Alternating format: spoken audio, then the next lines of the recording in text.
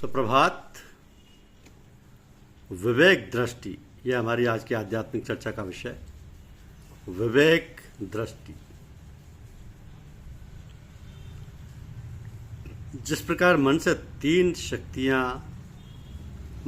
शक्तियां मुक्त रहती हैं, तीन शक्तियां मुख्य रहती हैं, उसी तरह बुद्धि में भी तीन शक्तियां रहती हैं: विवेक शक्ति, स्मृति और निर्णयात्मक शक्ति। तो विवेक शक्ति का स्थान बुद्धि क्षेत्र के सबसे निचले भाग में है, स्मृति शक्ति बीच में और निर्णय शक्ति ऊपर के भाग में। अब शिवनेत्र या ज्ञान चक्षु विवेक के ध्यान स्थान में, तो यह मनुष्य की तीसरी और भीतरी आंख है, जिसके खुले बिना प्रकृति के सूक्ष्म व कारण पदार्थों का ज्ञान नहीं होता। स्थूल आंख सृष्टि की स्थूल वस्तुओं का बाहरी ज्ञान होती है। वह उसके ऊपरी सतह को ही देखती है, उसके अंदर क्या भरा है, किस मैटर से वह वस्तु बनी है, इसको भी वह नहीं जान सकती। इस आँख का सेंटर भी मन के स्थान पर है, जहाँ वह इस रूप को ले जाती है और वहाँ उसी तरह का एक रूप बनाती है। इस बिंब को विचार शक्ति, विवेक शक्ति और स्मृति शक्ति मिलकर देखती है और निर्णयात्मक शक्ति के हवाले कर देती है। तो निर्णय शक्ति अपने या दूसरों के पुराने अनुभव के आधार पर उसका नाम रखती है और उसे अपने फैसले को अहम के पास ले जाती है, जो बुद्धि क्षेत्र से ऊपर आनंदमय कोश में रहता है और अपने इस निर्णय को उसे जताती है। इस तरह जीवात्मा को वस्तु का ज्ञान प्राप्त होता है, परंतु ये स्थूल का ही ज्ञान होता है, सूक्ष्म का कोई हाल उसे नहीं मिलता। सूक्ष्म ज्ञान के लिए तीसरी आंख खोलनी पड़ती है। तो साधारण दशा में वो बंद रहती है। जब योग क्रियाओं से मन को संयम में लाया जाता है तो विवेक में हरकत होने लगती है, वो धीरे धीरे विकसित होने लगता है और उसकी धार तेज व नुकीली हो जाती है। विवेक का यही फैलाव उस तीसरी आंख को, जिसका नाम शिव नेत्र है, खोलने में सहायता करता है और धीरे धीरे उसके पलक उठने शुरू हो जाते हैं। और यदि निरंतर संयम का अभ्यास जारी रहता है तो कुछ काल में वह पूर्ण रूप से खुल जाती है। तो दिव्य नेत्र से जो किरण फूटती है उसी को विवेक दृष्टि कहते हैं। ये विवेक दृष्टि स्थूल नेत्रों की तरह वस्तु का बिंब या फोकस किसी दूसरे स्थान को नहीं ले जाती, बल्कि अपने उसी के स्थान पर देखती, समझती और फैसला देती है। योगियों अथवा महान पुरुषों को भी ये आँख हर समय 24 घंटे नहीं खुली रहती। संयम करने पर कभी कभी खुलती है। निचले दर्जे के योगियों को उसके खोलने पर भी अधिकार नहीं रहता। अभ्यास के समय कभी कभी वह अनायास ही खुल जाती है और कुछ देर बाद अपने आप बंद हो जाती है।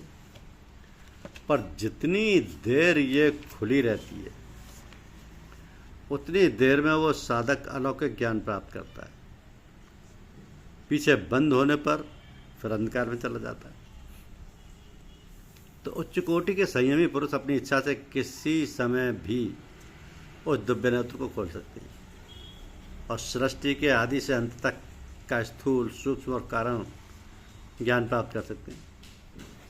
भूत, भविष्य और वर्तमान को देख सकते हैं, क्या हुआ था, क्या होने वाला और क्या हो रहा है, इसका प्रत्यक्ष अनुभव कर सकते हैं। तो सृष्टि के निर्माण में 8 तत्वों की मिलावट से काम लिया जाता है। 8 तत्वों की मिलावट से काम लिया जाता है। इनमें पृथ्वी, जल, अग्नि 3 स्थूल हैं, जो स्थूल नेत्रों से दिखाई देती। वायु, आकाश, मन, बुद्धि और अहंकार, ये 5 तत्व सूक्ष्म हैं, जो दिखाई नहीं देते। वायु के अंदर थोड़ा सा स्थूल तत्वों का समावेश होता है, इसलिए दिखाई तो नहीं देती, परंतु वह स्पर्श में अनुभव हो जाती है। शेष 4 किसी ज्ञान इंद्रियों की पकड़ में नहीं आते।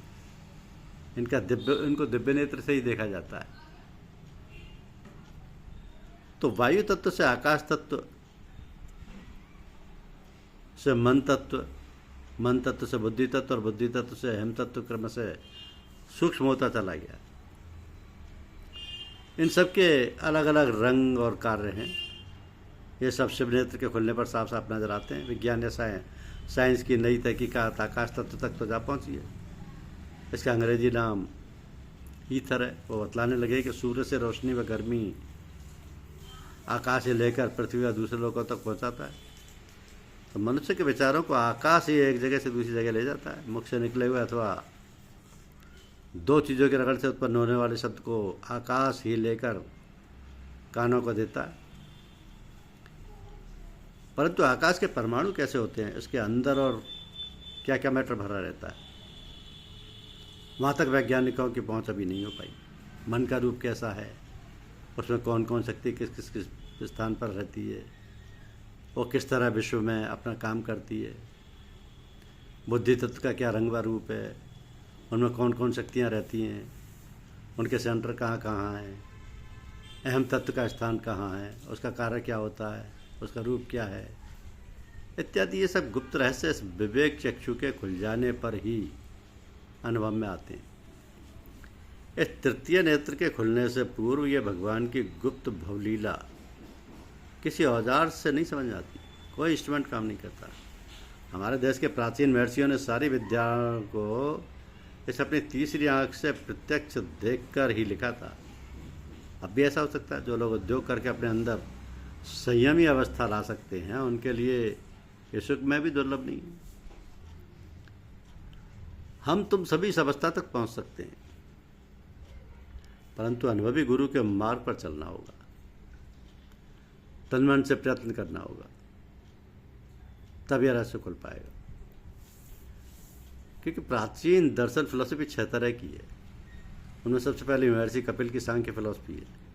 शेष 5 उसके पश्चात उसी के आधार पर बनाई गई। महर्षि कपिल के बाद के दूसरे ऋषि अपनी तहकीकात में से संचित करते गए और उसमें नई नई बारीकियाँ निकालते गए। परंतु आजकल के पश्चिम फिलोसफरों की कपिल की फिलॉसफी ज़्यादा अपील कर रही है, इसलिए वह इसको सबसे अधिक महत्व देते हैं और इसको ही सबसे ज़्यादा ऊंचा मानते हैं। महर्षि पतंजलि जिन्होंने योग दर्शन की रचना की है, महर्षि कपिल के विचारों के ही थे और सांख्य के आधार पर ही अपनी नवीन विद्या योग शैली का वर्णन करने चले। परंतु स्थान स्थान पर सांख्य मत की झलक इनके कथन से मिल रही है। यहाँ तक कि कई सूत्र सांख्य दर्शन के ज्यों की त्यों इन्होंने उठा के अपनी पुस्तक योग दर्शन में रख दिए हैं। तो ये दोनों ही ऋषि 2 प्रकार के तत्व मानते थे, एक जड़ और दूसरा चैतन्य। अब जड़ को उन्होंने प्रकृति कहा और चैतन्य को पुरुष। तो सांख्य मतानुसार प्रकृति 24 तत्वों से बनी है और इन सबसे परे एक तत्व और है जो आत्मा या पुरुष कहलाता है। तो प्रकृति अपना रूप बदलती रहती है, पर यह चैतन्य पुरुष सदैव एक रस रहता है। यह अति सूक्ष्म है, परंतु इसमें ज्ञान है, प्रकाश है, आनंद है। इस प्रकार ये बहुरचना इन 25 तत्वों के विलाप से की गई है। अब जब तक इन सारे तत्वों का यथार्थ ज्ञान नहीं होगा तब तक मुक्ति नहीं हो सकती, ऐसा सांख्य का मत है। इस ऐसे मुक्ति देने वाले ज्ञान की प्राप्ति का रास्ता महर्षि पतंजलि ने दिखाया है। वो संकेत कर रहे हैं कि संयम की अवस्था प्राप्त कर अपना शिव नेत्र खोलो, फिर संप्रज्ञात व असंप्रज्ञात और धर्म में समाधियों से अपने को गुजारते हुए इन 24 तत्वों का अनुभवी ज्ञान लेते हुए 25वें तत्व आत्मा का साक्षात्कार करो, तब मुक्तिधाम में पहुंच सकोगे। तो इस उपदेश के अनुसार हमको इन 8 प्रकृतियों से ऊंचा अपने को चढ़ाना होगा और आत्मा के स्थान तक पहुंचाना होगा। वहीं का दर्शन बीच तीसरी आंख से होता है, वहाँ का दर्शन पूर्ण रूप से विवेक दृष्टि खुलने पर आत्मज्ञान होता है। बिना आत्म साक्षात्कार के मनुष्य का बंधन नहीं करता और निर्वाण या परम धाम को नहीं पा सकता है। इसलिए आवश्यकता है कि साधना में संयमी अवस्था प्राप्त कर अपना शिव नेत्र खोलें और उसे 24 तत्व माया के अनुसार 25वें तत्व चैतन्य आत्मा को प्रत्यक्ष देख उनका पूर्ण व यथार्थ ज्ञान प्राप्त करें। ऐसा करने पर ही हम इस अमरधाम के निवासी बन सकेंगे और माया का अथाह समुद्र पार कर सकेंगे। धन्यवाद।